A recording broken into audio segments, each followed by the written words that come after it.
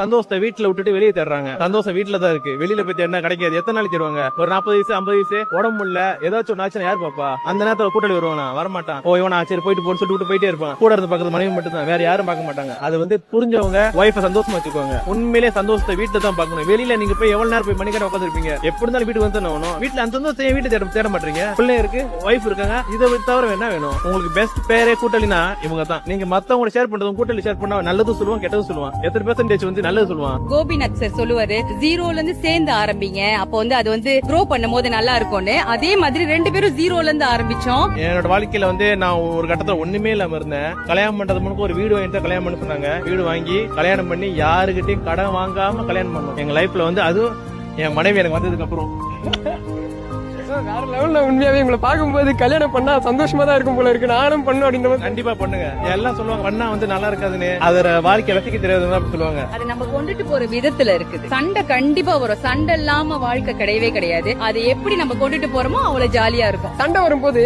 அவர் மேல வெறுப்பு அவ்வளவு இருக்கும். அந்த சண்டைக்கு அப்புறமும் திடீர்னு அவங்கள பிடிக்கிற மாதிரி எப்படிங்க வருது? இல்ல அவரு செஞ்ச நல்லதை நினைச்சு பாக்கணும்ல. அதை நினைச்சாலே நம்மளுக்கு வந்து இது என்னது ஒரு சின்ன விஷயம் தானே அப்படின்ட்டு போயிரும்.